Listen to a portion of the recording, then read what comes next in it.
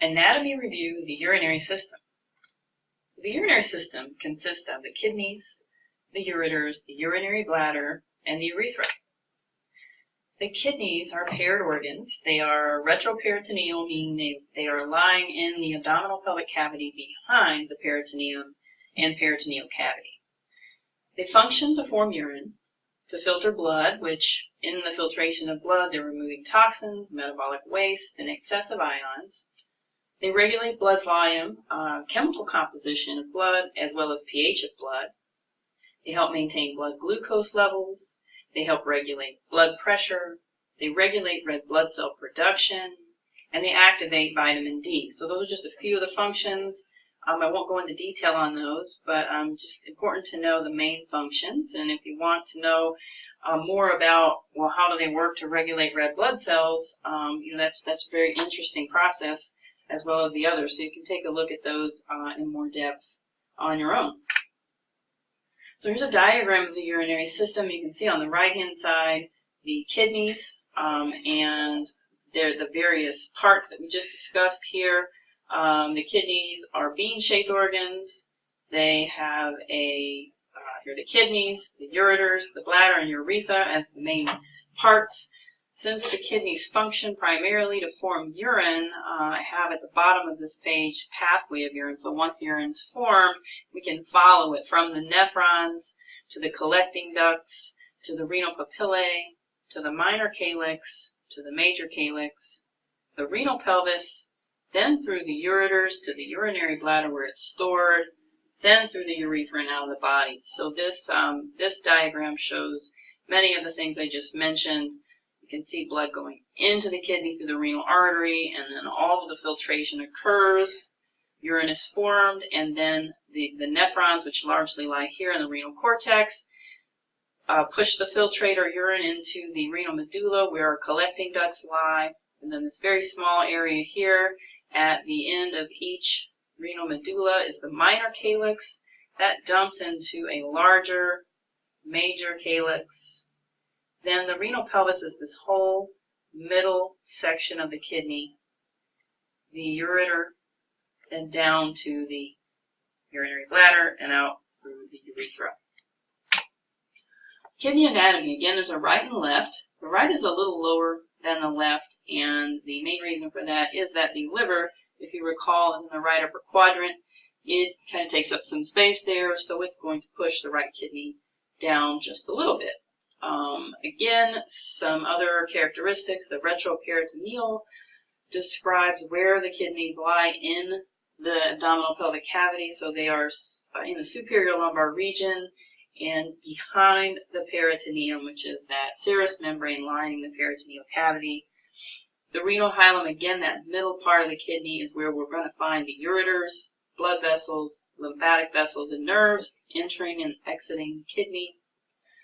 Kidneys are encapsulated in fat, so we have this perirenal fat capsule that surrounds the kidneys. It functions to cushion and hold the kidneys in place. In fact, if that fat capsule is burned up, as in a person is going through starvation and their body's burning all of the fat in it, by the time it gets to the fat around the kidneys, we're really in bad shape.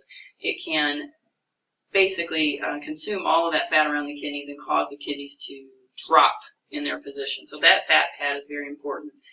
Also, a fibrous capsule surrounds each kidney, which protects them from pathogens being able to enter. There are some differences in the male and female urinary systems. So when we look at the male urinary system, you will note that the urethra serves both the urinary and reproductive systems. It's quite a bit longer than the urethra of the female urinary system, and because of the short nature of the urethra of the female urinary system, females are more susceptible to urinary tract infections. Here is a very busy slide of all the blood vessels of the kidney, and so the main point of this slide is just to demonstrate that the kidney is highly vascular. Remember, it filters blood. In fact, it's going to filter your entire volume of blood, which is about 5 liters. 50, 60 times a day. So multiple times a day, your entire blood volume is passing through your kidneys. So it makes sense that it's a highly vascular organ. Blood is basically going to enter into the kidney for filtration through the renal artery, and then you can see all of the different arteries and arterioles that branch off of that renal artery, ultimately taking blood to the very smallest vessels, the glomerular capillaries. We know capillaries are exchange vessels. So in the glomerulus, those capillaries are going to push almost a large portion of the volume of blood into the nephron, minus the larger molecules like proteins. So you can think of the fluid that enters the kidney, into the nephron of the kidney, to be the same composition as plasma minus those large proteins. Then all of that reabsorption and secretion occurs. What blood that is left in those capillaries will pass through the efferent arterioles, then through peritubular capillaries, and then ultimately back into the renal vein and back to the heart. So we're going to talk about what happens to the filtrate that filters out of that glomerular capillary as it enters the nephron in just a moment. So the nephron is the structural and functional unit of the kidney. There are approximately 1 million per kidney, so you've got a lot of these units in the kidneys. Their main role is to filter the blood and form urine, which we consider to be the non-essential waste that contains toxins and unneeded substances out of the body. There are two main parts to the nephron: the glomerulus, which is that kind of rounded, hooded capsule-looking thing. That plus the tuft of capillaries, which is part of our bloodstream, is called the renal corpuscle. So when blood filters into the kidneys, it filters into those glomerular capillaries and then out into that glomerular capsule of the nephron. You can see diagrammed here on the right-hand side. Then the renal tubular system is going to be this capsule along with the proximal convoluted tubule, the loop of Henle, and the distal convoluted tubule. So throughout that tubular system, that filtrate is going to filter, it's going to reabsorb and secrete back and forth through the bloodstream until what is left, what will be dumped into this collecting duct, is waste and what we call urine. Mechanisms of urine formation. Again, the kidneys filter the body's entire plasma volume about 60 times a day, so you can see how important they are. That is really how our blood volume, blood pressure, and blood pH is regulated. Filtrate, let's look at a couple of definitions, filtrate versus urine. So filtrate is that initial blood plasma minus the proteins that is filtered out of those glomerular capillaries and into the glomerular capsule.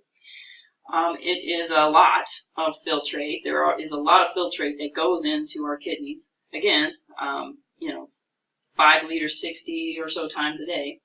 But most of that volume will be returned back into the bloodstream. So it's filtered, but then most of it goes back into the bloodstream. So what is not filtered back into the bloodstream is urine. It's going to be about 1% of your total filtrate. So only about 1 to 2 liters a day of the total filtrate of 200 liters is going to actually be urine. This is going to contain metabolic waste and unneeded substances, and that we eliminate from the body. The final slide just goes over a couple of homeostatic imbalances. So we have kidney stones that can form in the renal pelvis of the kidney. As long as they stay there, they don't cause too much trouble, but most of the time what they do from there is enter into the ureters and block the ureters, and they can become a real problem. They can also be very painful when they're in the renal pelvis. In fact, kidney stones create a level of pain that is one of the higher in the body for those people who have had kidney stones. But they are formed from crystallized calcium, magnesium, and uric acid salts. Larger stones, again, can block the ureter, and that can lead to extreme pressure and pain in the kidneys. Most renal calculi may be formed due to chronic bacterial infection. So chronic UTIs, a person has a higher risk of developing renal calculi. Holding your urine, so urine retention really should be eliminating. every couple of hours at least. And for people who retain their urine or they don't drink enough water, so they don't produce a lot of urine, they have very concentrated urine, may have also an increased risk for renal calculi. And that concludes our presentation on the urinary system.